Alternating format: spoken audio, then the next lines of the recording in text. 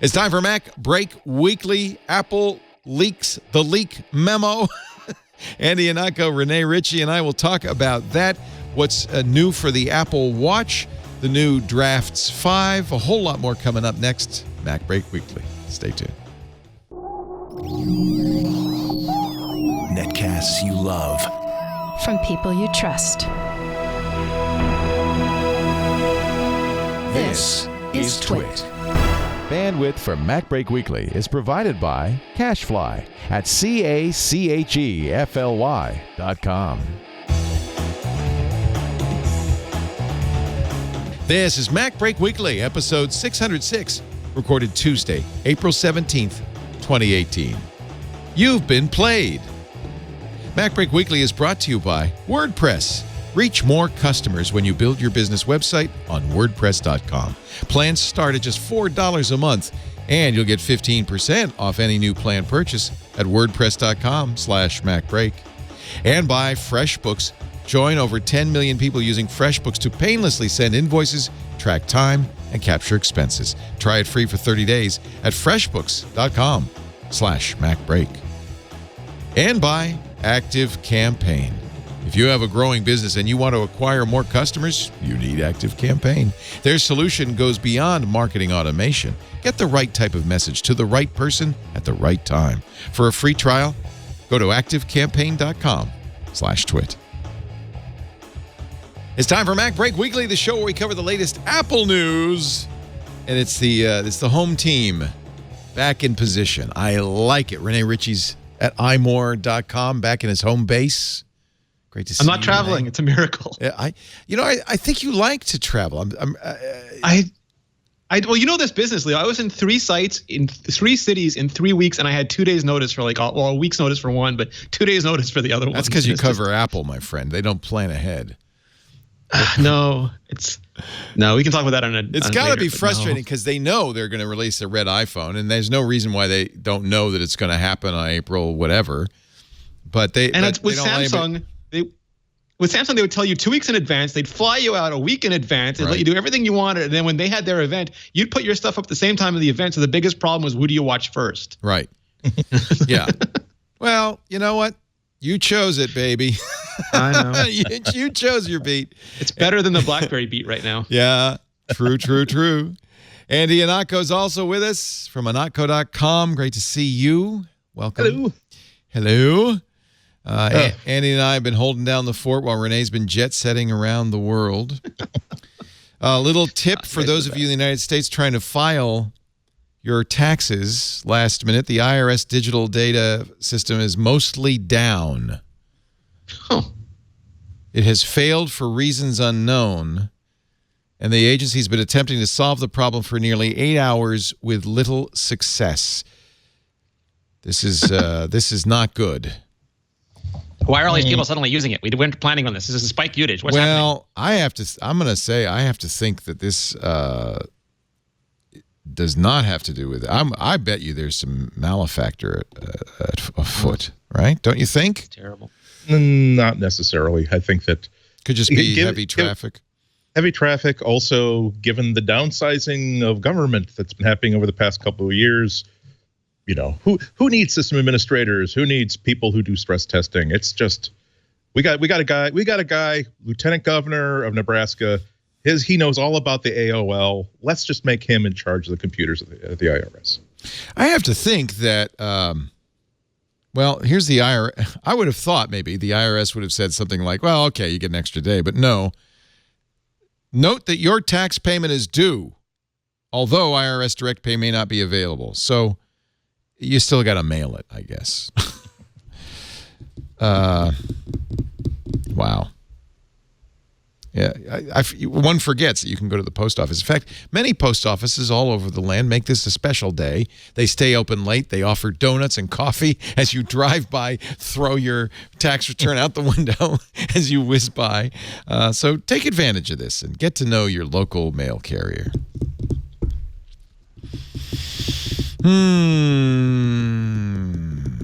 We had a good weekend. It was a good weekend for people who didn't have a chance to win the Boston Marathon to totally win the Boston Marathon. Is that not awesome? Wow. Hey, all it takes is like 34-degree weather, freezing rain, sleet, and headwinds to make a lot of elite runners simply say, I give up. Yeah, you can keep your appearance fee. I really feel like I'm going to die right now. Is that did the elite runners just not run, or did this just not make good times? No. There's a big list of like elite runners who are just DNF. Like they started, but they just at some point they said, we're not going to do it. I'm out. Yeah. And which is not to denigrate the people who won. But these are typically people who are good at like consistently really, really fast races, as opposed to once or twice being able to do like a 2:0, a 2:08, 2:07, to whatever the winning time is. But it's exciting to see people who are surprised and overjoyed to find out that they've actually won money. I was reading an article today about how someone who's planning to go back to work on Wednesday did not know that they won $25,000. There's one person who landed in the money, but the problem is they don't know whether fifth place went to an elite runner, so it's a runner that actually has like their name instead of a number, or a regular qualifier who has like a 18-digit number. The difference being that the elite runner got to start like in a special pack. The other runner had to start like in the huge scrum of general people. And they kind of both came in fifth, depending on how you look at it. So they're trying to figure out how to settle that one because it's just never come up before. It just shows you why like, the Boston Marathon is one of these international elite, wonderful events. That it's a dream for a lot of people, and a lot of people's extra dreams came true on Monday. It was inspiring to watch. I'm not a marathoner, but I went outside this morning, and this is what the pavement looked like, which is basically pure ice. So I very quickly went back inside. I'm so glad I live in California. That's all I can. And this was so funny. I looked out my window, and there's half a boat. There's just half a boat like in the water, and I don't know if it blew away and then half sunk or got frozen, or I'm not sure. So the Mark Gurman rumor du jour. The man has not stopped. Is this a leak about leaks? Is that what we're talking about? You want to do that one first? Let's do that one first. The leak. That is so meta. It's like leaks all the way down. So Apple put out a memo to its employees saying, stop leaking. And in fact, pointed out that 29 leakers were caught last year. And of them, 12 were arrested. They also said, and this is a shot right at journalism, that even though bloggers and journalists will be reaching out in many cases. Let me read the actual paragraph, because, by the way, this memo was leaked immediately. Yes. In many cases, leakers don't set out to leak. Instead, people who work for Apple are often targeted by press, analysts, and bloggers who befriend them on professional and social networks like LinkedIn, Twitter, and Facebook and begin to pry for information. While it may seem flattering to be approached, it's important to remember you're getting played. Bum, bum, bum, bum. Just turn your back on friendship and love. Remember, Apple is your only true family. You're getting played. And by the way, if just in case you needed any more reinforcement, you could go to jail. You could even be charged with a felony. The way this works, again, another paragraph, leakers do not simply lose their jobs at Apple. Oh, no, my friend. In some cases, they face jail time and massive fines for network intrusion and theft of trade secrets, both classified as federal crimes. 12 were arrested. It doesn't say if the 12 were arrested got to go home an hour later or are still in jail. Among those, Apple employees, contractors, some partners in Apple's supply chain. These people not only lose their jobs, they can face extreme difficulty finding employment elsewhere. This is the genteel version of "you'll never work in this town again." Nice career. It'd be a shame if something happened to it. Remember, here at Apple, you're like family, but like many family members, we're also vengeful. Okay, what do you guys think? I mean, there's so much. Like Gruber pointed this out right away. Is that like the leaks that they mentioned specifically are all the Mark Gurman leaks, who then leaks the memo about the leaks that were leaked to him. Well, they have to be aware of that kind of irony. It's not impossible to send out something like this, but nonetheless, it does point out that either they are legitimately getting dinged a lot left and right, at least a lot more than they used to, or they at least want to create the impression that they're getting dinged left and right. So that's I don't know how many iterations that text went through, though. That it is kind of dramatic to say that. Remember, they're playing you. They're trying. I'm sure that many people are, but it's also true that there is in every. I've had relationships with people at so many different companies since way before they were working at those companies. And sometimes when I'm in San Francisco, we're just hanging out as friends, and it's hard to. And there's always that little dance that we have to do where I have to say, so how are things going, and then preface it by saying, I don't mean with your actual professional work that you're not allowed to talk to me about. I mean, like, I know that we're buying a boat and we had some problems with it. I really want to know about the boat, not the secret project that we both know that you're on. It's difficult. It has to be said. It has to be said from the minimum, but I don't know how to solve that. I have like a couple thoughts on this. One is that, like, there's different kinds of leaks to me. Like, a lot of the leaks that Apple experiences are leaks about products, which is sort of like the end of the next Star Wars movie gets leaked, or Avengers Infinity Wars gets leaked, and people report on it, and that's fine. I mean, like, it can ruin the surprise for people. They and should call them spoilers. If they call them spoilers, nobody would get upset about it, right? Well, no, that's the thing. But I think, like, if you go and read the spoiler and then go to the movie and write that the movie was boring, you're a jerk because you didn't have to read the spoiler. Like, right. So there's that at play. But then there's leaks that show like genuine malfeasance or malpractice or damaging things about a company, and those are super important.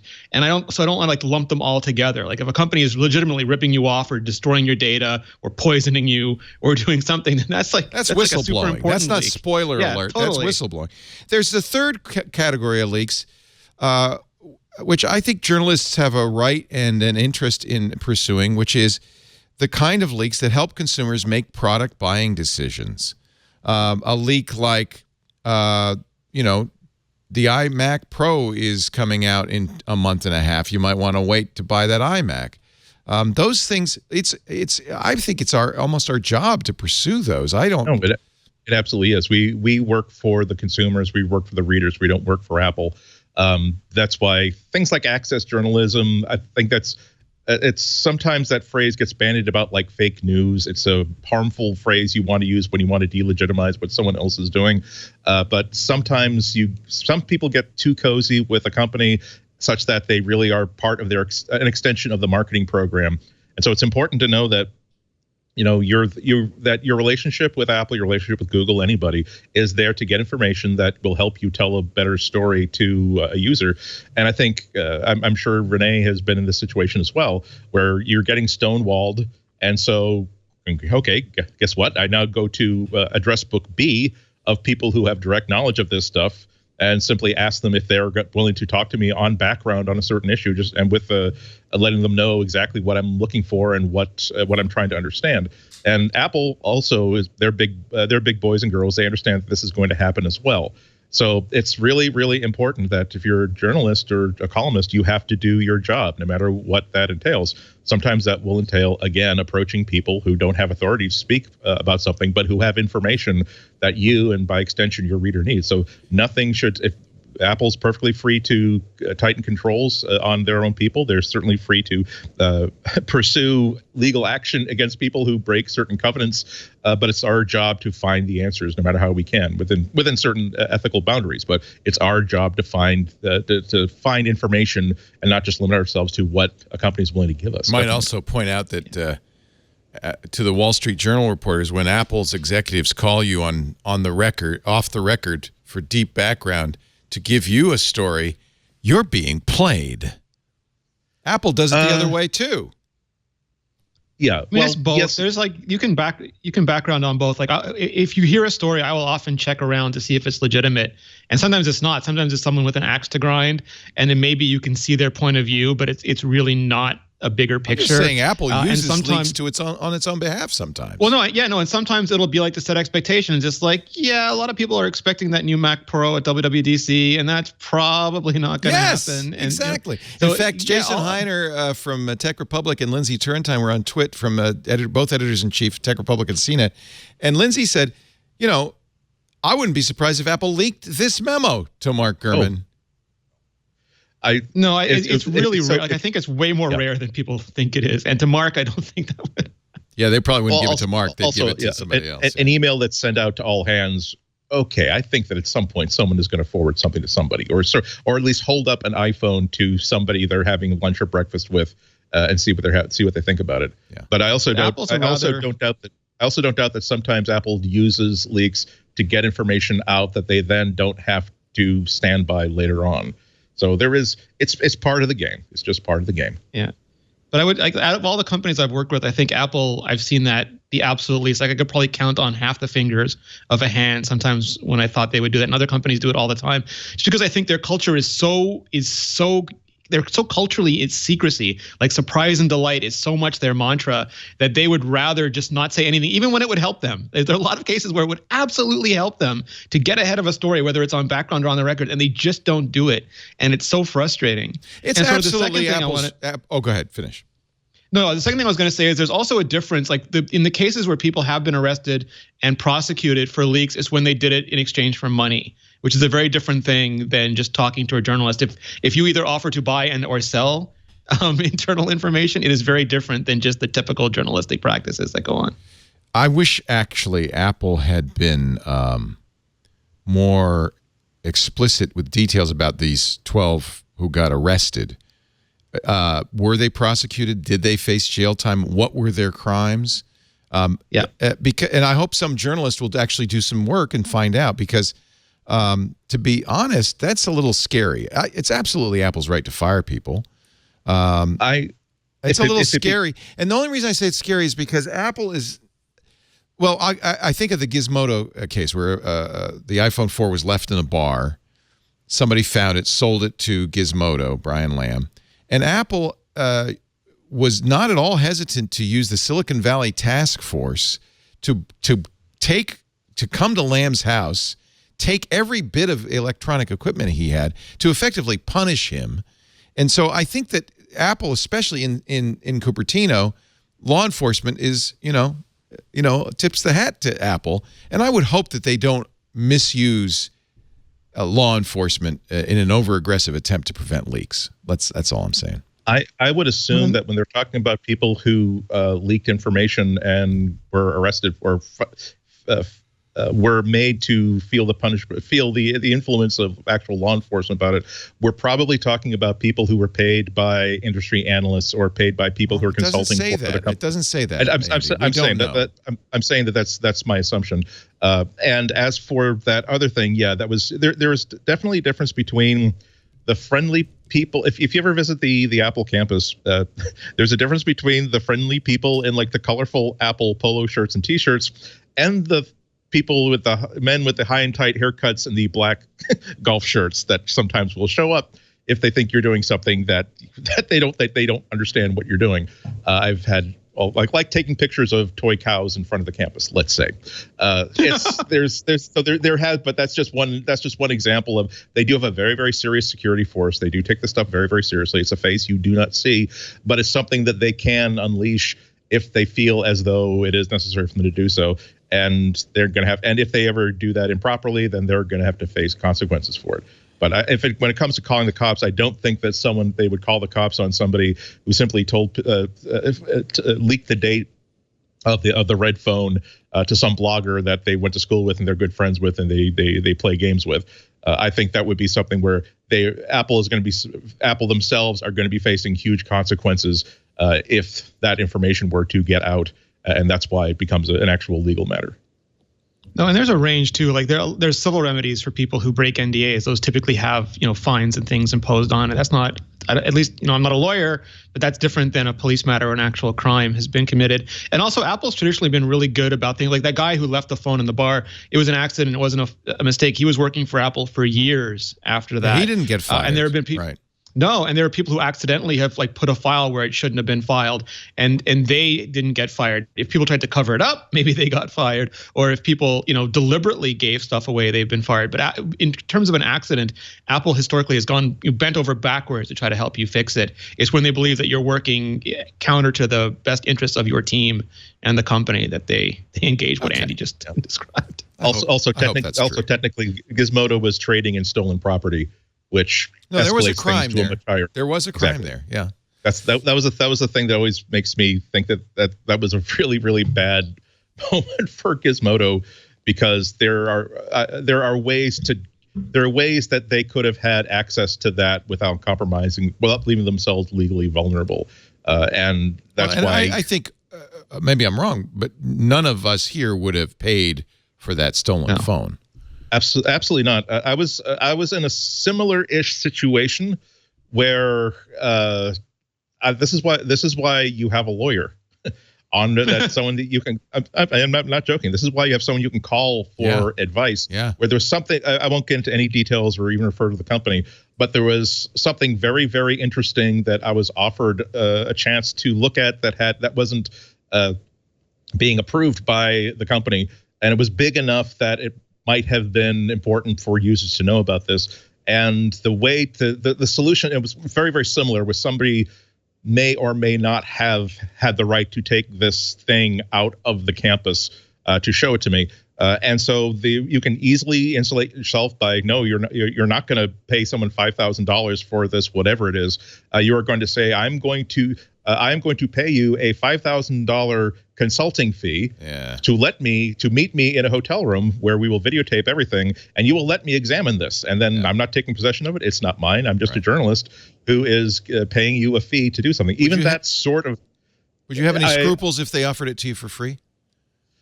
If they offered it to give it to me for free? Yeah, no, Andy, I found this iPhone 9 on the bar. Would you like it? That's a call to a lawyer. If it's because this is still a lost piece of property. Yeah. Again, something that's vaguely similar. I think that my first thing I would have to contact the person who I think owns it and say, hey, I have this thing that you own.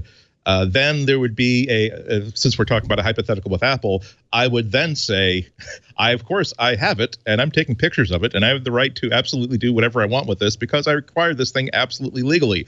And I could, if it were in the best interest of the users, use that to trade for better information that they could control at a later date. Again, it would depend on what I needed from them. And if it were just, this is literally clearly an iPhone 9, when I turned it on just to see if there was a phone number I could call to see who owns it, it looked like there was absolutely nothing different about it. There's nothing unusual. Again, what's in the best interest of the readers? But again, in terms of legally, this is not my phone. I cannot take possession of it. It is my responsibility if I find something to say, I believe you own this, I want to return this to you. Recently, there have been a number of cases where people have used hacked emails to write articles and stories. Emails not, gained legally, but handed over to them for free. And I would really have to think long and hard before I would do this. What about you, Rene? Does iMore have a policy? I don't know that we've ever been in that situation. I mean, for me, a lot of the stuff with Apple is easy because every year there's going to be a new iPhone. It's going to be extraordinary if there wasn't. Right. So just knowing that there's going to be another iPhone to me is not particularly newsworthy. I'll do everything to say you probably shouldn't buy an iPhone between June and September, no matter what the news cycle is, because that's just traditionally when it happens. But I have a huge fear factor in terms of dealing with anything that might come from stolen property. And also, I had a great conversation with Jim Dalrymple about this. He's like, I don't know if I ever want to have the personal responsibility for getting someone fired. Like, they're all grown human beings, and they can make those choices. But Mark downplayed the fact that the guy who leaked the meeting information got fired to Mark Gurman got fired. He didn't really. And for me particularly, Apple has hired several people that I worked closely with for years, and they all work at Apple now. And even though I never talked to them about this thing, I don't want to cast suspicion upon anybody that I might know in the company. So I try to I think Apple is a logical enough company. They do things in a predictable enough manner that I can have whole swaths of coverage done without me compromising anybody to do it. Yeah. Everybody has to make that choice, and it's not merely the law; it's also the ethics and what you're what your moral code dictates. Yeah. And also, I'm not like Mark's a beat reporter. I'm not. I have the luxury of not being a beat reporter. That's true too. I'm a commentator. You know, I'm a commentator and an analyst. I don't have to do that for a living. So I'm not going to judge anybody who does do it. I'm just thankful I don't have to. Well, and I think to some degree, all three of us and most of the people on the Twit network chose to be a little bit in the back seat for that very reason. I don't want to be out there on the pavement trying to get somebody to leak and get, you know, the inside. That's not my bag, man. I'd much rather let Mark do all the hard work and comment on it after the fact. And he's good at it. I mean, he's so good awesome at it. Yeah. All props to him. Although I'm under. I mean, he looks so young and innocent and sweet, and then he just gets all the stories. That's part of it, isn't it? He's. But do you think he feels guilt when an employee loses his job because they leaked to him? Probably not. I mean, the guy knew what he was doing. I can't speak for Mark. I can speak for myself and say that I wouldn't feel terribly guilty because what I do when I use those kinds of sources, I basically it's almost like I'm almost like the devil putting a contract in front of you and a pen, saying, here are the terms of this that I'm asking for information that I'm going to use on background because I want to understand how this particular technology works. I won't quote you. I won't even say that in this case, in this hypothetical case, I don't even need to say I talked to someone in this position at this company to get this information. I just want to make sure that I understand what's happening, and official channels are not telling me how this thing works. And essentially making sure that this person knows fully well what they're doing. This isn't there have been times where I have stopped somebody, like I'm at WWDC or something, and we're just hanging out, and someone is telling me something, and I have to stop them and say, we're having lunch here. Realize that anything you say to me could conceivably be used to develop a story in the future. So don't tell me something unless you tell me in advance that I can't share this information. I have to basically blacklist this entire conversation. It's also an interesting point, in which Gruber points out that it's very possible that every single leak mentioned in this memo was a leak to Mark Gurman. It almost seems certain. And he says, it seems possible every single specific example, this is John Gruber writing, cited by Apple in this memo as someone leaking to Mark Gurman, makes you wonder who had the balls to send this memo to him. We'll be getting into Inception territory if the leaker of the memo on leakers getting fired for leaking to Gurman gets fired for leaking it to Gurman. You know, it feels a little heavy-handed, to be honest, especially the part about getting arrested. It's really clear that the point of the memo is we will catch you, and you will not only lose your job, you'll risk going to jail. That is pretty draconian. Well, so sometimes people aren't that sophisticated, and they're pretty young. They don't understand that when you tell people things, it stops becoming a secret. They don't feel as though they're leaking something, but nonetheless, they're the source of a piece of private information getting out there. They also don't understand that, again, like if someone that they've been reading or listening to for a long time, bumps into them at WWDC and says, "Hey, wow, you work on the heli gyro project. I've been really, really curious about that. Let's go out to lunch, and I'll take you out to lunch. And that must be really, really cool, the stuff you're doing." And that this young engineer, he or she thinks that they're just excited about the project, and they're just getting information. There's an element of that. So at some point, you have to tell a teenager that you have to shower and wear deodorant. It's not shower or wear deodorant. You can't assume that it's at any point they've all learned this sort of stuff. So at some point, sometimes you have to say, "Oh, okay, I guess we do have to tell people that we wear things on our feet inside the office for a reason. And no, you're not going to be walking barefoot through campus all day long unless you answer directly to Tim, in which case Tim will say, "What the hell is wrong with you, man?" Well, I think the black polo shirted guys from Apple might be visiting the FCC sometime soon, because apparently the FCC has published photos of a gold iPhone 10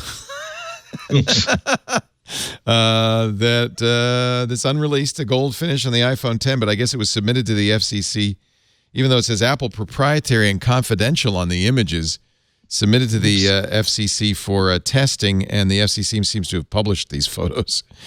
Probably part of their normal process, I would guess, but Well, we saw something similar to that with Google, which looks like they're going to be introducing an Android TV dongle soon.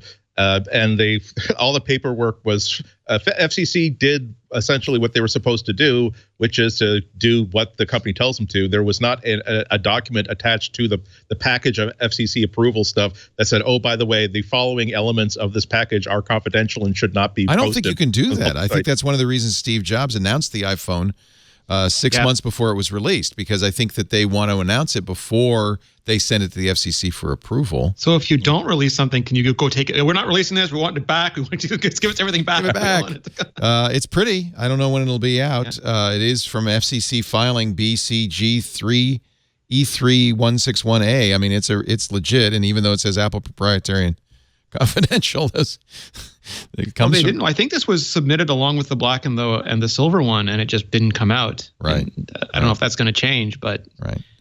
So I think that's good for if somebody says, boy, if only they'd make a gold iPhone 10, but I guess they're not, so I'll buy a black one. Saw this, they'd go, oh, good, I'll be waiting. You know, this is maybe a long time. Well, that's the problem. You don't know, right? Yeah. I have to. And there's no product red black. There's no product red iPhone 10 either. Why is that, do you think? So you can anodize. So I went and looked. You can anodize the aluminum that they use for the iPhone 8 and 8 Plus fairly easily. Apple's gotten really good at getting the color they want. But you can't anodize stainless steel. You have to use vapor deposition, which is what they use for DLC, like on the Apple Watch, and what they use for the black coating on the stainless steel antenna band on the iPhone 10. And the reds that I saw for companies that do this do not look anything like product red. They're very metallic, brownish red.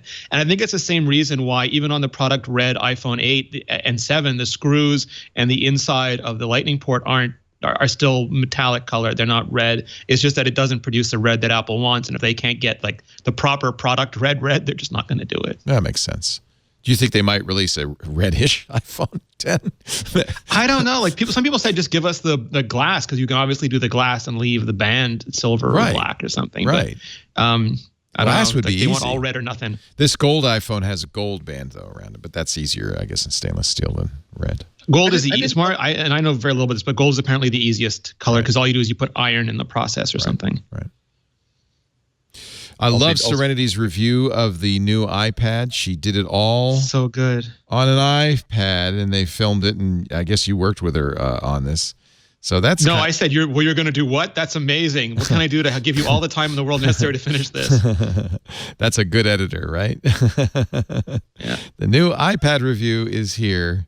She, even the music. She composed the music in GarageBand. Let's hear the music here. That's her music? Yeah. Nice. Aw, I love her pictures of herself. And she's got a Steve Jobs sketch in there that's just amazing too. Oh, really? Computers can radically revolutionize the educational That's baby Serenity around the world. Is it really? That was her? Yeah, that was her with so the first cool. Mac. It was a smart idea. She took screenshots and then screen recorded her annotating the screenshots. Yeah, so this is what, an iMovie or something? We have many views of what a computer is. My particular view is that a computer is... In a way, this is a great way to review the product, is to use it and to see what you can do with it and to show what you can do with it, as she has, kind of behind the scenes. I think that's great. Just like a book is a and all the different things that I think she used Procreate and Linea and the Sketch app and the auto annotation. How long did she take to do this? I think it took her a week and a half. But that was really heavy. Oh, remember Glider? I miss Glider. And looked at it in terms of simple economics rather than the revolutionary. Well, we know that it's really cool. I can tell that she did it fairly recently because she has the new spring Apple Watch band on. And those were only released last week. She wanted to see how far, because the whole thing, like, a lot of people are dismissing the iPad in education because it doesn't have the remote device management features or the Google accounts. Right. And Serenity's point, I think, is that with Apple Pencil, Apple's creating a think different version of education where it's not the traditional sit behind a desk, take standardized test. But it's really go out and do something and use the camera and use AR and use the pencil and learn. Don't just repeat back testing things, but learn. Yeah, yeah. Well, and I think maybe the best use for it is not in the classroom, but for a smart kid who has some money and some access to high-speed internet to use it to do their thing. right? That's a great sketch of picture I was Steve. talking about. That is great. Oh, that is neat. So talented. Yeah. Damn her. And a great roller skater, right, Andy? She posted a training video that she was doing where she hip checked somebody who had to leap like 3 feet in the air to try to get out of her way and still did not escape the block. I love this.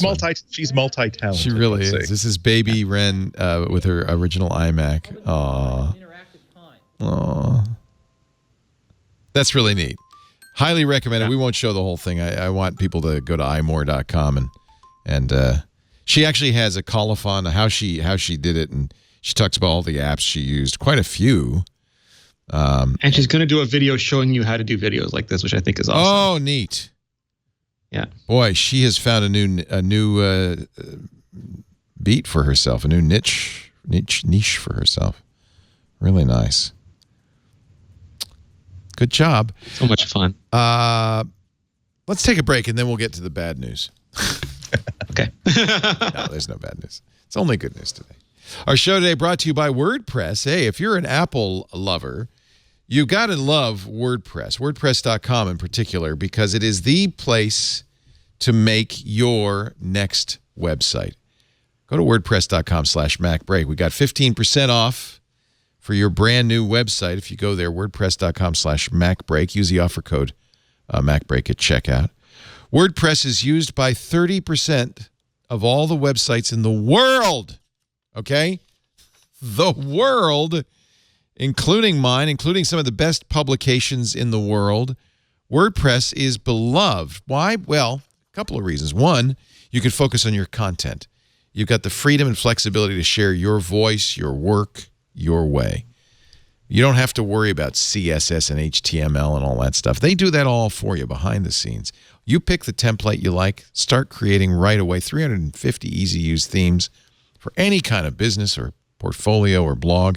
And if at any point you have a question, their customer support team is there 24/7 Monday through Friday. They're there on weekends too. It's easy to reach them, and they give great support. I could tell you because I've used them many times just for fun. As long as they're there, ask them questions. WordPress does have e-commerce, you bet. They've got everything from a simple buy button to a complete online store. And is it affordable? Oh, man. Now, I've run a WordPress site for years. I self-hosted for a long time until I realized it would cost me less to go to WordPress.com, and they do all the technical stuff behind the scenes. Plans start at just $4 a month. Not to mention the fact that when you're on WordPress.com, you're part of a larger community. You can have that WordPress.com follow button on your site, and people follow you. They publish your stuff. They share it on their social networks. It's a great way to really build an audience. WordPress.com. Of course, built-in SEO means you're going to show up on the search engines higher. They also do HTTPS automatically. That's another good reason. And there are lots of plugins. I use the Google AMP plugin so that my site loads super fast on mobile. But that's just one of hundreds available to you. Get your own this is what I would suggest. Get your own domain name. Get your stuff set up and get 15% off WordPress.com/MacBreak on your brand new site. WordPress.com/MacBreak. Love them. Seriously. It's a love thing. The bad news, another Mark Gurman leak. HomePod not selling all that well. Now, he's quoting Slice Intelligence. I don't know. How do you guys feel about Slice? Slice is an app many people use. I use it that tells you when something's on its way. So it mines your email. And so they have some information from many users about how many people are getting HomePods. But I don't know how useful that is. That's very accurate. It turns out for Apple Watch. Yeah. For me, it's a trust but verify source. I think it's been very accurate on some things. There were the times where it didn't scan right to my eyes, and then I asked somebody else and said, "Oh no, that's totally This not to right." me is credible. He also did go to store employees and so forth and say, how's it selling? And they're saying our inventory is building up. We only sell 1 or 2 a day. This kind of makes sense to me. The pre-orders were very hot, But and the thinking was that maybe there would be another spike when people could go in the store and hear the HomePod, given how good it sounds. Yeah. Also, it's not necessarily something that people need. It's something that people have to want. Yep. So I can imagine it building slowly and just becoming more like a Mac TV than an iPhone or even an AirPod.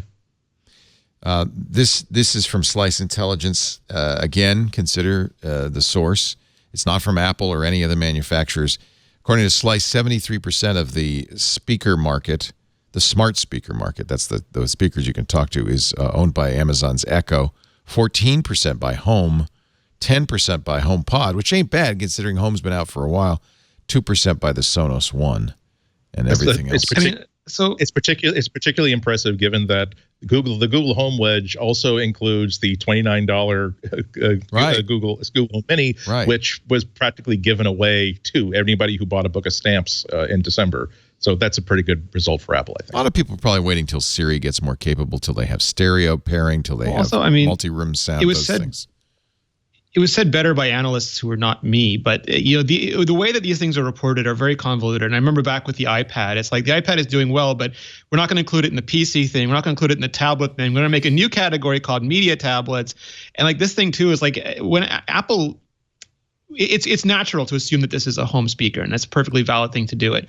But when you put it in a category with a $50 Amazon Echo or a $29 Google Home, it's a very different product than those things. This is a speaker that happens to have Siri control and was always conceptualized and thought about as a speaker that the only way it makes sense to control it is with Siri, which is a very different product than companies who wanted to make a voice-controlled assistant for your house that also happens to be a speaker, because you have to have a speaker to respond. And you can argue that Apple made the wrong product, that nobody really wants a high-end speaker that happens to be voice controlled, and that's totally fair. But it was designed from the start, and they've been working on this for 6 years, long before there was an Echo, long before there was a Home, on this product, and it is different in kind from these other things. And I think that's part of, like, there's various ways you can slice this. I forget who it was, maybe Neil Seibert. Somebody else said it was Benedict Evans. Maybe there's only a market for $50.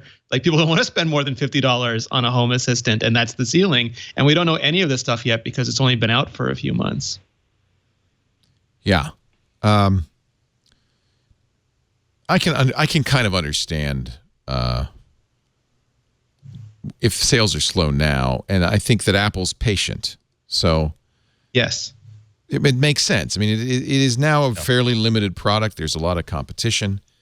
You can rave about the sound as many have, but honestly, it's not so much better than anything else that's out there that it's the kind of thing you beat a path to its door. I think, in fact, many blind tests have said the Google Home Max, which is a little more expensive, might even sound as good or better. So the difference is, of course, the Max is aimed at you, and the Home is the HomePod goes all around. Yeah. There's another difference is that there are a lot more receptors for microphones. It's a lot easier for it to find you and isolate you when you give it a command compared to the Google Home.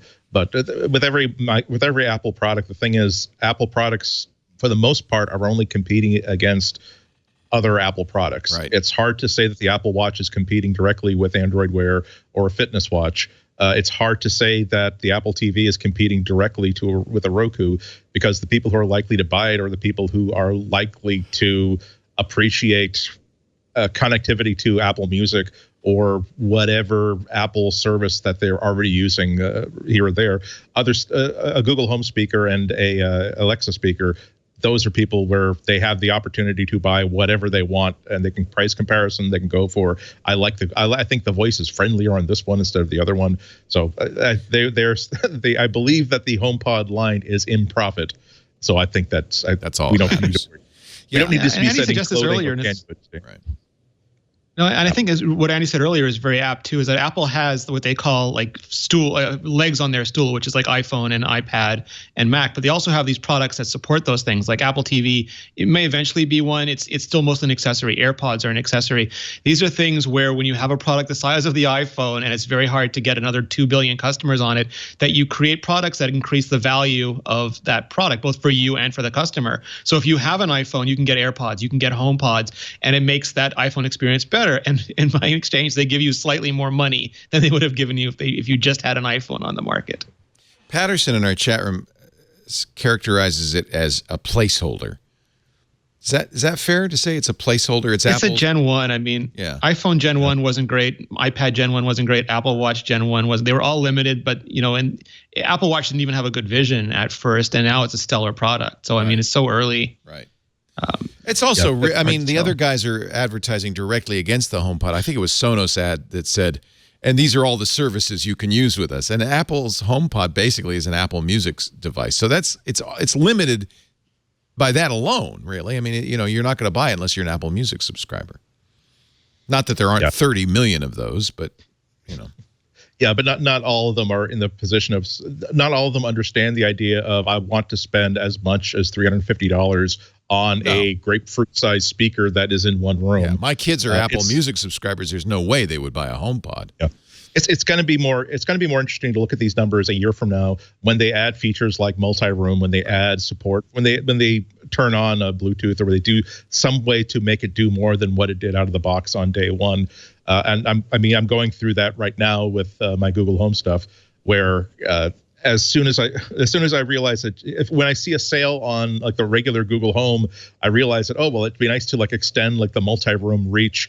When I'm doing just things that are going to be taking me throughout the entire house, it's nice to be able to have this podcast going everywhere at once, or this music going everywhere at once. And then you like it sort of justifies and leverages the expense of the $400 speaker later on, or the second $400 speaker later on. Whereas it took me a while to add my second Amazon Echo, because when it first came out, it just did this one thing. It wasn't ubiquitous. So Apple is still, it's just like the Apple Watch, in that Apple realizes that if they get the hardware right, they can always build software and services later on.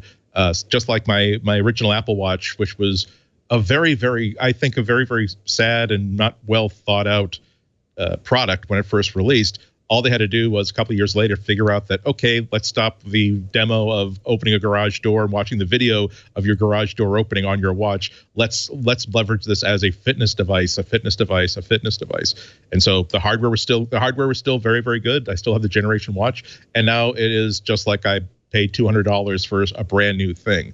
That's the same thing I think is going to happen with HomePod. And that's when people are really going to come for it. The other way it's like the Apple Watch, at least for me, it was once the Apple Watch had a killer app that I really wanted, that put it over the top. And for the watch, it was Drafts, and I just found out, I didn't even know this, that Drafts, and I had turned this on, but I didn't really realize it.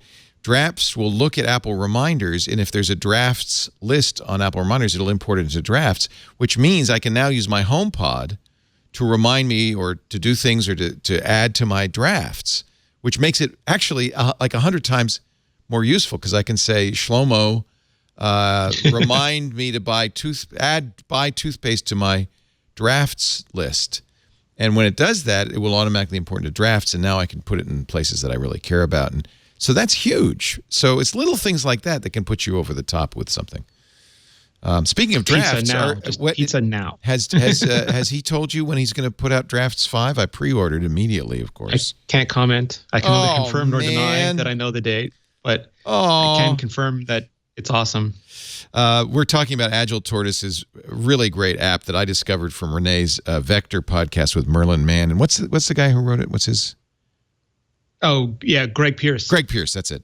And I heard Greg and Merlin and Rene talking about it, and I immediately used it. And it's kind of a weird app that just like is so hideously useful that, but you have to figure it out first. And I guess what he's going to do, this is currently 4th generation, and he's going to keep this one going, but he's now going to have a subscription-based 5th generation that will do, I don't know, more stuff. I don't care. I'm giving him my money. And then he hinted, and you probably know the answer to this too, that one of the things he's going to do with his subscription money is make a Mac app, a macOS app, which is all that's missing, frankly, from Drafts, is the ability to use macOS. And I'm very interested in Drafts 5's new programming capabilities, because you can, I guess it has more ability to create your own actions and things like that. Just Drafts everywhere and do everything, I think, is the motto. Rene's avoiding any. I'd be a terrible guy to get somebody to leak. I need to buy you a drink, Rene. We'll talk later. That's not mine. I mean, I'm happy to tell you anything that's about me. No. but I can't tell you Of anything that's about other course. people. No, you're absolutely right. Absolutely. You know, Rene, my wife has a condo in the San Francisco area that she usually rents it out for just $50 a night anytime that you're in San Francisco, rather than it's an $8,000. We could arrange. You could be staying in my hotel every time you come to Washington. I'm not going to be showing up in any Jimmy Kimmel monologue anytime soon. Anyway, absolutely worth getting Drafts 4, but keep your eye peeled because I pre-ordered it immediately. Drafts 5 is coming out at some point. It must be fairly soon, or he wouldn't have a pre-order up on the Apple Store. And that is a very, very useful thing with your HomePod and everything else. The fact that I can now dictate reminder, not just, it's hard to explain what you do with Drafts, but it captures text. And you can do it with your keyboard, but I've always used the voice stuff, and especially on the Apple Watch, I have a Drafts complication on the watch, and I can just say, hey, I told Rene I was going to give him something. Don't let me forget. And then that, at the end of the day, I could process all of those into varieties of different things. Yeah. The fact that I can now do that to my HomePod is huge. It's huge. Speaking of features that put it over the top, Audible, a sponsor, now works with Sonos. Now, they did for a while, and they took that feature out. It's been missing for a couple of years, but I can now, when I'm on my Audible app, send it to my Sonos, which means I can have my book reading to me everywhere in the house. And Sonos itself ties into your Audible account. Hallelujah. Hallelujah. I was listening to Ready Player One really loud throughout the entire house yesterday, driving everybody crazy. Another sponsor I'll mention, Texture, which is the magazine subscription service that Apple purchased. Apple is now starting to make some moves, according to Gurman. I didn't know this, but he says that they fired about 20 people from the Texture staff soon after the acquisition, and the plan is to launch a news subscription service. Again, this is a Gurman leak or rumor, not necessarily anything announced by Apple. Kind of underscores Apple's clear goal now to be a content company, which is fairly new for Apple. Eddie Q did say that like right away when he announced it at South by Southwest. He said we acquired Texture, and then the interviewer said you're going to integrate this into Apple News, and Eddie just said yeah, as like, and I never knew for sure if that's what they were really going to do or just the phrasing of the question was awkward. And Apple's like we haven't made any firm decisions yet, but it sounds like that was the plan all along. And again, it's one of those things where you've got a market that's so mature with iPhone and it's so mature with Mac and iPad. What can you do to add value to those devices, but also increase the amount of money that you can take from every customer because there's very few customers left. And Apple Music is one of those things, $10 a month, and you get unlimited access to music. For $10 a month, you could get unlimited access to magazines. And I got one for my mom over the holidays, and she loves it. She didn't think she would like it at all, and she loves it. And I've been using it, and it's great. And it's one of those things where people... It's the same Steve Jobs thing where if you make the song cheap enough and easy enough to get, people don't even bother looking on the web for the free version or trying to pirate it.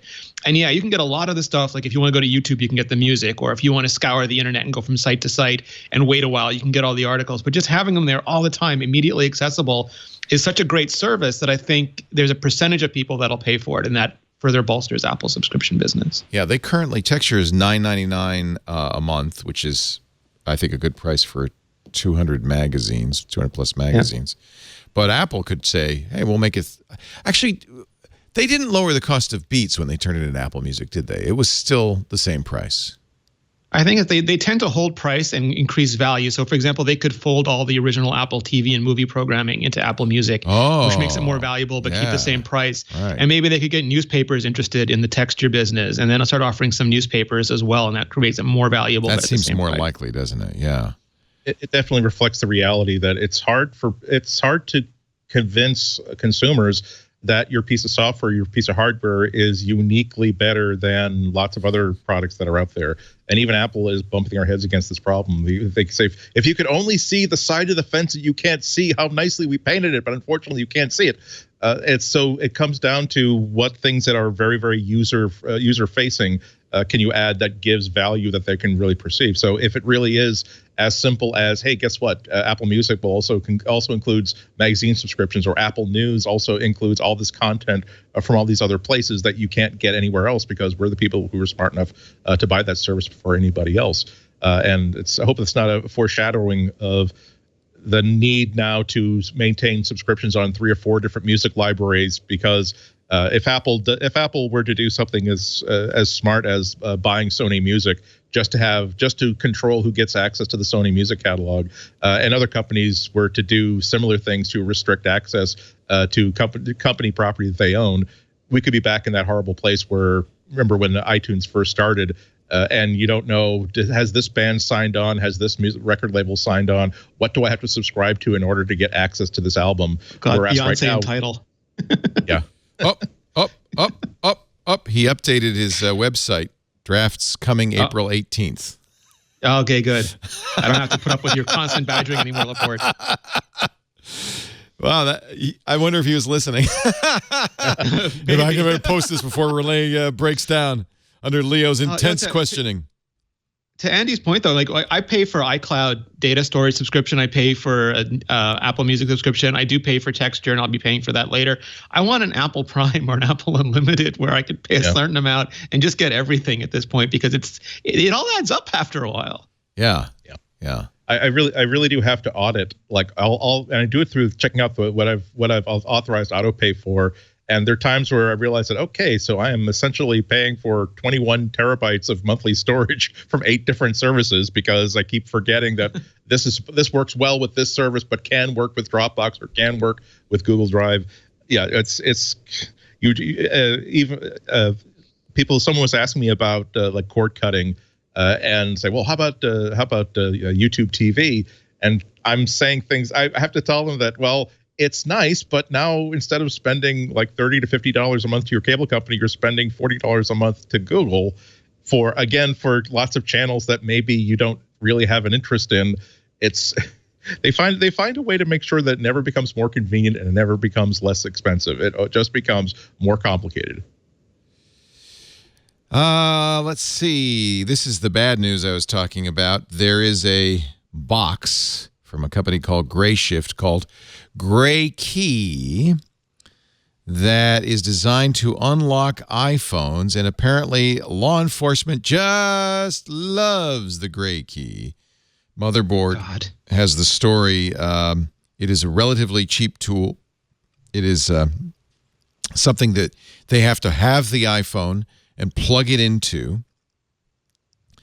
According to Motherboard, it works with iOS 11 on an iPhone 10, and that's a little bit of a shocker.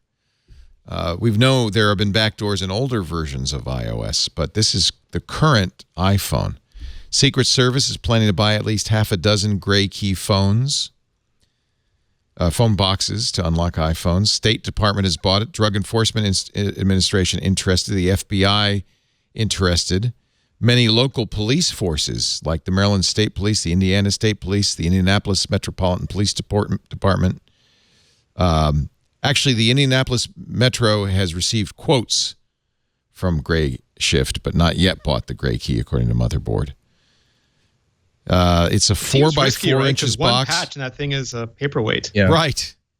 It's not cheap. $15,000 if you want one that gives you 300 unlocks and it has an online connection. Or if you're willing to pay twice as much, $30,000, you can get the unlimited version. Imagine that everyone's using the freeware models. Like if you want the good stuff, you got freeware. Yeah. Now, did you see Matthew Green's tweet, Leo? No. What did he say? This is his estimate of how fast it is. 4-digit passcode, 13 minutes worst, average 6 minutes. 6-digit passcode, 22 hours worst, average 11 hours. 8-digit passcode, 92 days worst, 46 days average. 10-digit, 1,000 days worst, about 5,000 days on average. Sorry, 10,000 days worst, about 5,000 days on average. That's why I have a 17-character passphrase on my iPhone now. So it's we believe it's a brute force device, that it doesn't have any secret backdoor. It just brute forces They're it. somehow stopping the SEP from counting the amount of times that it's done and forcing the delays, and then doing the deletion after 10 attempts. Right. Yeah. See, this is why I'm with Rene. Like the success of this box is predicated on Apple's inability to raise $15,000 to buy one of their own. Because as soon as they see how it works, boom, it just stops working. And even so, there is no magic CCAM astronomy backdoor password to unlock a phone. It really has to be one of these brute force things. And that's easily negated by someone being very willing to inconvenience themselves once every 2 days by typing in a 12-digit password. Yeah. Yeah. So if you're really worried about this, have a longer password. I have a 17 alphanumeric. That's a pain in the butt. But fortunately, I don't have to use it very often thanks to Face ID. And what did he say? That would be a long time to brute force. Yeah, what's the entropy level of the universe again? A long time. In fact, you might make the also case that this gray key thing is really hype. That's taking money out of law enforcement's pockets more than. And the other thing is, I mean, like you can contest the legality of those kinds of brute force attacks, but the ability for law enforcement to put your finger on a device out in the field or to hold it up. I mean, there are lots of ways to get into a device, and this is just one of several that should concern us. Yeah, it also underscores why it's important to understand things like the difference between an officer saying, "I need to see your phone," and "I order you to give me your phone," because it's a change of language. If they say, "I need to see your phone," that is you're thinking that they're saying because you are required at this juncture to give it to me, and I can arrest you if you don't. Whereas from their point of view, when they hand it to you, they've just ticked off the box where the suspect volunteered his phone when I asked to examine it. You don't know that he's going to take it back to the car, plug it into a box, or give it back to you in a day or two. But that could be what happens. It's something we're all going to have to be very, very aware of. That's why I'm like you, Leo. Last year I switched from swipe passwords and like 4 to 6 digit passwords to now alphanumerics that are very long. That again are a pain in the butt. When I unexpectedly, when I'm like at the grocery checkout and I don't know why my phone wants to, I think I'm just going to trap my phone on the pad and be paying instead of having to type in like this long password. But that's that's going to pay back whenever I feel as though someone has my phone who should not, and they feel as though they're not going to try to figure out 17 months to crack this password. Our show today brought to you by FreshBooks. Boy, was that a revelation when I found FreshBooks some years ago. Now, by the way, since I started using it in 2004, 10 million people use FreshBooks to send invoices, to track time, to capture expenses. Really, it is essentially easy-to-use cloud accounting software for small business owners. FreshBooks starts by making it easy for you to make invoices. You'll get paid faster, in fact, on average, twice as fast, because those invoices mean you can accept credit cards. You don't have to apply for a merchant account. That's all part of the FreshBooks deal. You can accept credit card payments directly from your invoice, see which invoices have been sent, viewed, and paid, see which invoices are overdue, outstanding invoice totals. That means you will always know what your accounts receivable, what your accounts payable are, and because you can use the QuickBooks app to take pictures of receipts and get expenses into your invoices or just track them, you'll always know what your expenses are. Let me think here. Income minus expenses equals profit. You'll always know whether you're making money with FreshBooks. That's huge for small businesses. Often it's not until tax time that we know, did we do okay? They're always improving FreshBooks too. They've added proposals, which means you can make a proposal to a new client with rich text content, images, customizable sections. You can bill for time, and they keep track of hours. Then you can bill for time by client, but even have different prices for different projects. FreshBooks recently added Spanish, Dutch, German, and Portuguese as options for invoices, estimates, and proposals. And the invoices have always handled every kind of currency seamlessly. I really like that because I was invoicing Canada, and I needed to put it in Canadian dollars. FreshBooks' new features include team member rates, which can now be managed from the My Team page, so you can charge different amounts for different staff. Add new team members as in different roles like business partner or basic employee or contractor, which gives them different permissions. That's nice. From payment reminders to late fees, you can automate as much or as little as you'd like and get back to doing what you love. Don't waste time sending out invoices. Get paid faster with FreshBooks. FreshBooks is free for 30 days when you go to freshbooks.com/MacBreak and enter MacBreak Weekly in the How Did You Hear About Us section. A nice bunch of guys from Canada and guys and gals. I like them. FreshBooks.com/MacBreak. They saved my life. Honestly, let them save yours. FreshBooks.com/MacBreak to try it free for 30 days. Duncan Sinfeld, who is one of the guys who flies drones over Apple Park, makes those great 4K drone videos, says, yeah, I think Apple is tightening up. He says he believes they're using a product like D-Drone, which is a drone tracking platform. He says it literally, within 10 minutes of me launching a drone from anywhere around Apple Park, 2 white Priuses respond to my precise takeoff location. While this is speculation, my instincts tell me Apple's tracking all drones in the vicinity of the campus with sophisticated radio frequency technology. And, of course, it would make sense that as Tim and the rest move in and they get VIP guests, that they are going to want to have better security. It's interesting that Apple didn't stop them from doing overflights during construction, but it would make sense that they would now start to do that. So, yeah, probably because they didn't have anything to protect back then. Probably also because they didn't have this really set up first. It's a growth industry, disabling drones from remotely. And it's interesting that they have the solution that involves sending people out in Priuses, because there are other solutions that basically jams the signal whatsoever, putting the drone into either I'm just going to stay here and wait for further instructions mode, or I'm going to go back to base mode. Everybody's covering James Comey's new book, A Higher Loyalty. And yes, he talks about Apple and other tech companies in the book. I don't know why MSNBC's not reporting this. Comey writes in the book, tempt them, Leo. when it comes to crime, terrorism, and other scourges, the leaders of tech companies don't see the darkness the FBI sees. I found it appalling that the tech types couldn't see this. I would frequently joke with the FBI going dark team assigned to seek solutions. Of course, Silicon Valley types don't see the darkness. They live where it's sunny all the time, and everybody is rich and smart. He's right about the smart part. Yeah. Okay. He also said, actually, no, this is actually old stuff. This is not in the book, but that part was in the book. Higher loyalty. And so he does write about the encryption thing and once again beats the drum for some sort of backdoor for law enforcement. And I think that battle will rage on. No doubt at all. iMovie for iPhone X has been upgraded to use metal. Yeah, and it finally fits the iPhone X. Finally. Okay, no notch, huh? No, I mean, like before it would just letterbox it, and now it's actually adapted for it. It's still not great because it has a notch safe area, and the notch like something you have to deal with. You know, it's always there in your periphery. But the metal thing is great because it's better performance. I don't mind the notch anymore. It's just part of the overall issue, which is the iPhone X screen just isn't that big compared to other iPhones, and I look forward to seeing what they do at the end of the year.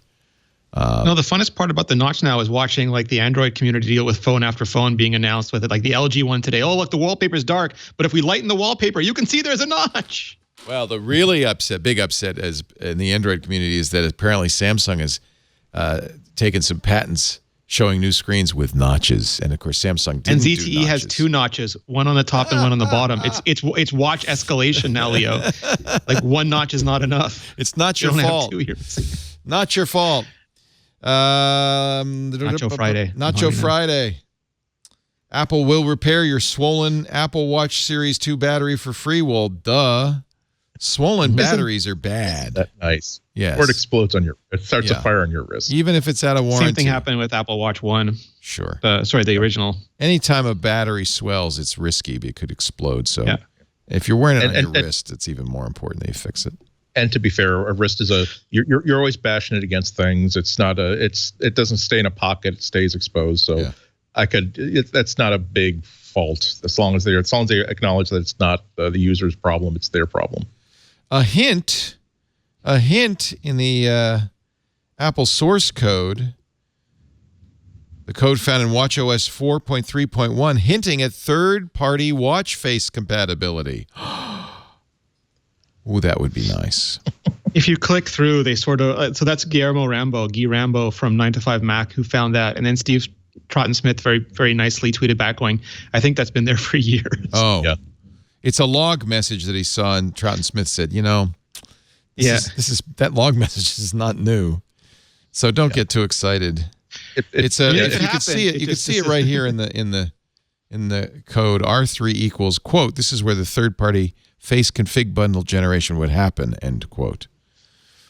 Except that just needs to change into actual code. Yeah.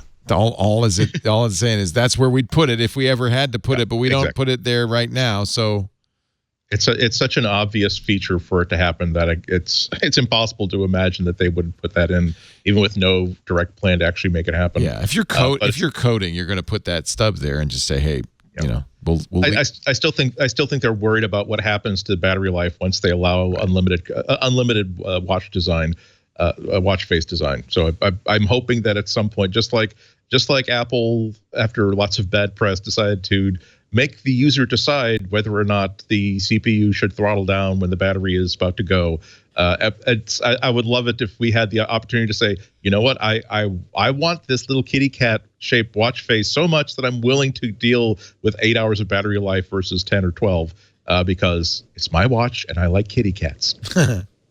As long as the tail wags back and forth. What was interesting too is watching the reaction when the story came out, and there were a bunch of people just like, how would Apple deploy this? And some were like, oh God, please don't let it become like the Android market or like the I forget this, the other watch market. Others were like, yeah, maybe they could have a curated boutique. Maybe there could be templates. Maybe they're like, just what would it be, completely open season on watch faces? Like get out your OpenGL and start writing, or would it be like you can have these constraints, or would it be you can't do lights, like you have to actually own Hello Kitty to make the Hello Kitty. What if light? Apple released a little software tool, a watch kit maker for Xcode? And it would enforce its own rules. It would keep it, safe, and battery life would be good. And then that's how you would do it. That would work. Yeah. God forbid we let people you own the IP. God forbid we let people be creative without rules. That would be horrible. Thank God. That's the way to solve it. Let me design my own watch face. Yeah. I mean, it's absolutely true. There are watch repositories, not only people who write native watch apps for Android, but also there are like watch kits, like apps that will. It's easy. You can sort of script a watch face as opposed to developing it as a native app and then run it on this watch app platform. And yeah, so many of them are just stupid and terrible and horrible. But that is also makes room for people to make things that are awesome and unexpected and wonderful. And like I said, you don't. I don't think great ideas start with, the thing is, I think creativity needs supervision. They're like, designers are like children. If they don't have rules to go by, why, for heaven's sakes, the next thing you'll have people splattering paint on canvas and calling that art. Andy, you'd make a good gatekeeper.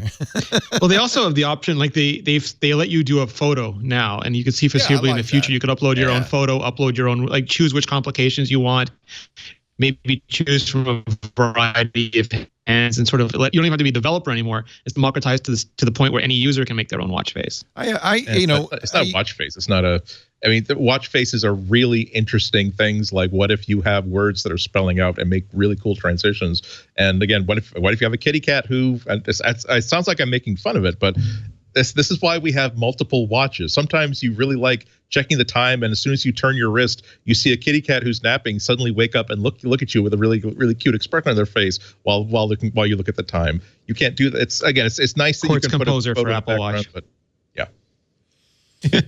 Well, I know what you all be doing on Sunday, you overachievers. You'll be exercising because Apple Watch has a new Earth Day challenge. 30 big minutes of exercise will get you the new Earth Day badge. How many badges do you have, Rene? You keep getting badges. Oh, I don't know. I lost a ton of mine because I switched phones that my Apple Watch was on. Oh no. Well, no, because Apple Watch in Canada only works on Bell, and my main phone is Rogers, and I was keeping a phone just to have the Apple Watch. You were? I couldn't. Well, because I wanted the LTE feature because I was testing it and I was doing things. So I got a Bell SIM and I just ran it, but it was never my main phone. So now I've synchronized everything, and I think I lost a lot of stuff. You shouldn't lose your badges. They should be tied to your iCloud account. It's so painful. Let's see. Man. Once flexible OLED displays become a thing, you can actually like have a sash that has your buttons on, like in the Girl Scouts or the Boy Scouts, and then you'll never. Wow, they're more colorful in Canada. Those are pretty. Or maybe I just haven't seen all the badges available. Those are beautiful. It's a great idea. What do your medals mean, soldier? Thanksgiving Day Challenge is one of them, and what's some of the other ones? Is it usually just 30 minutes of exercise? I guess they don't want anybody It's all different. Have a heart attack. Like some you have to do some you have to do like a week. You have to make your goals for a week. The Veterans Day Challenge was 11 minutes, I guess, because November. 11, yeah. International Women's Day Challenge was doubling your move ring on March 8th. Oh, that's neat. The ring in the new year was to close your rings for every day for a full week. Well, Sunday, let me see. I don't know where I'm going to be. I will be somewhere in Japan on Sunday. Oh, I'll be in Osaka. I'll make sure to turn on my watch walk monitor, and I'll take a walk. I will be walking. Actually, I'll be walking a lot. Will it count? It does not count Shinkansen time, Leo. So if you get on the bullet train, you have to actually do your own walking. No, we're doing a walking tour of Osaka on Earth Day. So, that's brilliant. And it's supposed to be 80 degrees. So I'll probably be racking up the miles, probably 5 miles easy. What are you going to be? What camera are you taking, Leo? I am really in a quandary, in a conundrum, which I hope I will resolve before I leave. I have, this beautiful camera that Lisa gave me, my Sony A9, and which doesn't have a huge amount of lenses, but I have 3 really good lenses that I could take. So that would be a kit, but it's heavy. Every time I carry it on my hip, and I get sciatica, and I'm such an old man. So then I also have a very lightweight. I have it right here. And I really like this. It's very lightweight. It's small. It looks like a tourist camera, but it's a nice Leica Q. But it's only 28 millimeters. Doesn't zoom or anything. But it takes really lovely images.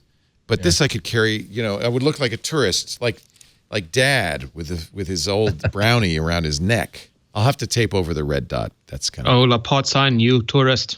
And then I'm trying to decide, well, do I really need a laptop? Because really everything I want to do, I have the dongle to import photos. It'll import RAW onto the iPad Pro. I've got Lightroom on there, which means it'll back up, because it's Lightroom CC, back up to the Lightroom cloud, so I'll have a backup. I can do the triage really quickly on the iPad. I can even do photo editing that later gets copied to my desktop and to Lightroom and the RAW. So all in all, I could pretty much do everything I need to do photography-wise with just an iPad. Yeah. I'm so tempted, and yet, they don't have computers in Japan, so if I don't know. You've got to take your iMac Pro in the satchel. Yeah. You've got to take a red camera, at least one red camera. You know what I did get, though, and because I was told, don't expect Wi-Fi everywhere. I got one of these little Skyroam LTE devices, $8 a day, unlimited internet via LTE for 5 different devices. So I'll have a report back on that. I always assumed Japan was like Korea, where I thought so too. I thought, internet, it's gonna be easy. No, apparently it's pricey, and most coffee shops don't do it. And you know why? Because so fast you'll finish the internet. Yeah. They have such good LTE, nobody needs Wi-Fi. Is my guess, but I don't know. I will find out. This works in Japan. It works in 140 So do you have to get an NTD.Como SIM, or is it just roams for you? Roams. Oh, nice. 120 countries as is, out of the box. And that's it. That's you just pick, you activate a day, or it charges you $8 a day no matter what. You buy day passes. So when I bought it, I bought 15 day passes for $8, and then more day passes I think are $9. But there's no subscription fee. So that's what I really need, is something I don't pay for until I need it. That's awesome. By day. And $8, $9 a day? I need to look at that. Yeah, actually, I just did my pick of the week, unfortunately. That's the Skyroam Solis. Yeah. But put a clock on it and wear it as a necklace. That's what I would do. Yeah, like this. Oh, that's actually not a bad idea. I'll look like Flava Flav. Yes, totally. Is it Flava Flav that weighs the giant clock? Yes. Oh, absolutely. It's Flavor Flav. My hip hop is not as good as it used to be. Oh dear. Yes. It would. I'll just pretend this is a new American style. It's a bolo tie. Or they'll think you're under some sort of like a house arrest. Yeah. a limited prison release. That can work in your favor too. Let me just see if I can. No, I can't quite. No, that's. It's big because it's got this is the other thing I was looking for. I had a MiFi before, but they died after 6 hours. This gets 16 hours because that's why it's so big. It's got a big old battery. You can even charge your phone if you needed to. But I'll just carry it in my jacket pocket like that. Or just get an ear pierced. Dangle it after that. Well, speaking of picks, let's take a break and get your picks of the week, gentlemen. MacBreak Weekly, Rene Ritchie, imore.com, Andy Inatko, inatko.com. Our show today brought to you by Active Campaign.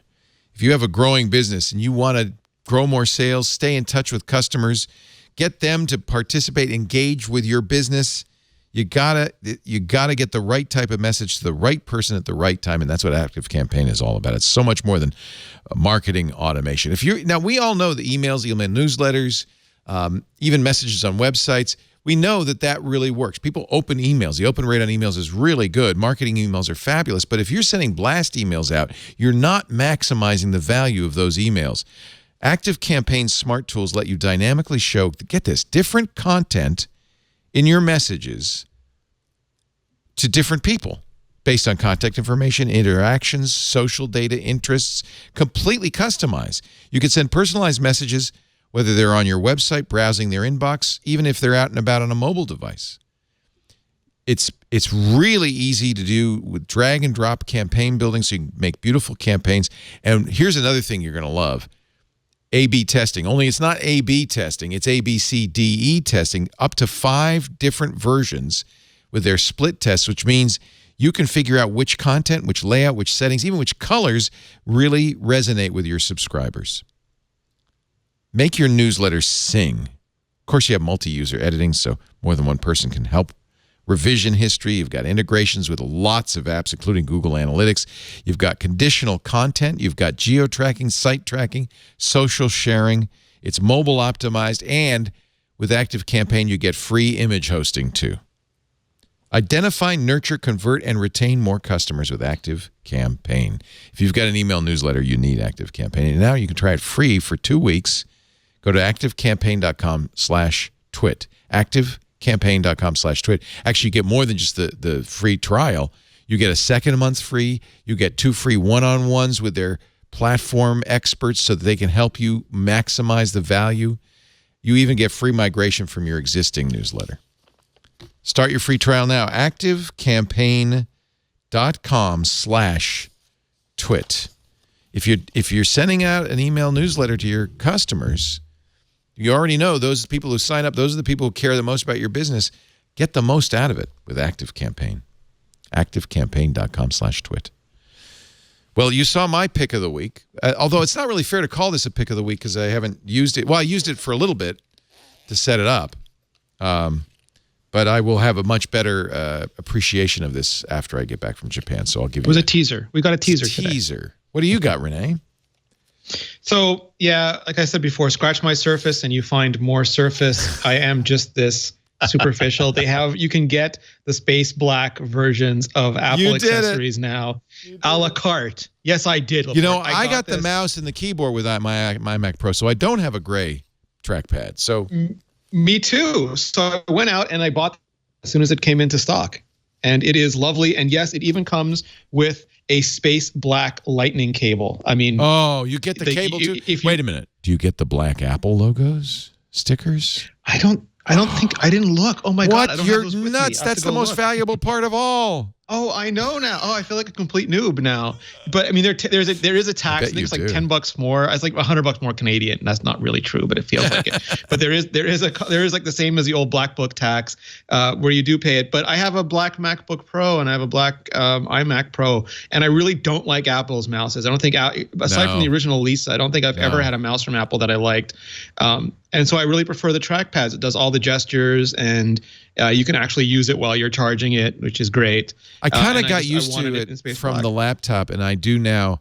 Even when I'm at my iMac Pro, I want to be able to, like, the 3-finger swipe to go to the next screen and stuff like that is really handy. And I'm a designer. I use it for Photoshop. I use it for Illustrator. I use it for Final Cut. I use it for everything. I've never found anything that I really need. Oh my God, where's my mouse? Never happened. So I'm super happy with it. Right. Also not a gamer. So if you're a gamer, maybe you think I'm full of nonsense. But for me, it works really well. Super happy with it. All right. It's now out. How about you, Andy Inatko? What do you got?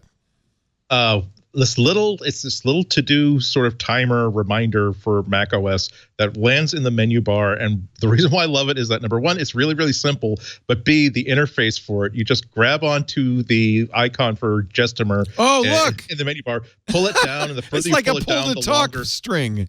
Exactly, and the longer you pull it down is the longer the reminder will go. Then when you let it go, you can type in a description if you want, or if you do nothing, it'll just simply time out after a few seconds, and then you just get a reminder for an hour and 30 minutes, an hour and 27 minutes, whatever. You can have multiple reminders going. It's just such a cool interface, and it's exactly for the reason. It's so well tailored for how I use these sort of like timers and reminders, where I don't want to like do a key sequence and open up a window. All I want to do is make sure I don't get so lost in writing that I forget that in an hour and 20 minutes I need to leave for this thing. I don't have just a window. Like, do you want to recur? Do you want this reminder to recur? Do you want? Where should I be? Also text you? It's like no. Just a dingbat pops up on my screen saying, "Hey, moron! Remember that you've got a dental appointment. You got to go." And it's such a simple analog way of setting that. And it's $4 damn. And I would have given him $5 just as an appreciation for this really cool user interface thing that is just so nifty. It does one thing, but it does it so well. You just sort of really enjoy using it. No, I just love that interface. That's exactly. hysterical. It's almost like pull to refresh, where it's like, why did nobody ever think about this before? Because it is exactly the way that this should work. And I guess I should do a second pick, or at least a reminder. Pull my Gest timer. Thank you. Reminder that tomorrow you'll be able to get Drafts 5.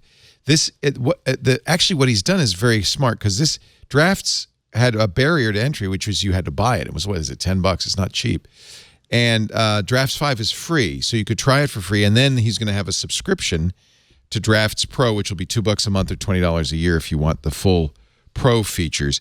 Lots of new features, including Siri integration, so I don't have to use that Siri reminders hack anymore. I could just go directly to Siri. We've talked about this ad infinitum. It's my favorite app for the iPhone and the Apple Watch. If you haven't tried it and you were maybe saying, well, I don't know if I'll like it because I don't want to have to buy it. Now, starting tomorrow, you'll be able to get Drafts 5 for free and see if you like it. See if it's worth it. Drafts 4 apparently is going to continue. I guess he wants to just have 2 versions. I'm not sure. It's still be supported and available. I guess because people bought it, and so he feels obligated to continue to support it since you spent money to buy it. But it is I don't mind giving him all my money. He deserves it. Agile Tortoise has made a crazy useful app. And what I like about it is it helps me keep my promises, basically. I feel like everything I agree to do, I just do it, I put it into drafts, so that way I just remember that I said, oh yeah, I said I'd do that, I said I'd do that. And it's not just to-dos, it's just everything. And that way you really can kind of, get your integrity up in your life. I like it a lot. No, and not to pretend I'm Georgia Dow at all, but the minute you put something, you take it out of your brain and you put it down, you know that you've written it down, all your anxiety goes away. It's like you don't have to keep it in cache anymore. You've written it to the system and you can just relax because you know it's there and safe. It's really for the GTD. You could do the GTD methodology in it. It's that inbox that you just dump everything into and you always have it. And I really like it. It's only $3.99. It's not that expensive for Drafts 4. $3.99. Boy, buy that if you want. But tomorrow Drafts 5 comes out, and I will be doing the yearly Pro subscription for sure. Thank you, everybody, for joining us. We do MacBreak Weekly right after iOS Today, which, unless Leo shows up late, should be roughly 11 a.m. Pacific, 2 p.m. Eastern Time. That's 1800 UTC. I will not be here next week or the week after, but the show is in good hands. I know Andy and Rene will be, and I imagine we'll bring in some extra support. I can't remember. What are we planning to do, Karsten? Andy will be hosting 1 week, and Rene will be hosting the week before. Perfect. Andy does 1 week, Rene does the other week. They'll both be here, but somebody has to lead the show, and then maybe bring in Jason or some other people and make a party out of it. So tune in 11 a.m. Pacific, and you can watch next Tuesday and every Tuesday for MacBreak Weekly. You can also download on-demand versions from our website, twit.tv/mbw. all of our shows there. We've been doing this show for a little bit of time, 606 episodes. You can get each and every one right there. You can also stream live if you want at twit.tv/live. If you do that, join us in the chat room, irc.twit.tv. Best thing to do, though, get your Overcast out or your Pocket Cast or whatever you listen to podcasts on and subscribe so you get every episode the minute it's available. Thanks for listening or watching or whatever it is you do, and we'll see you next time. But now I'm sorry to say it's time to get back to work because break time is over. Bye-bye.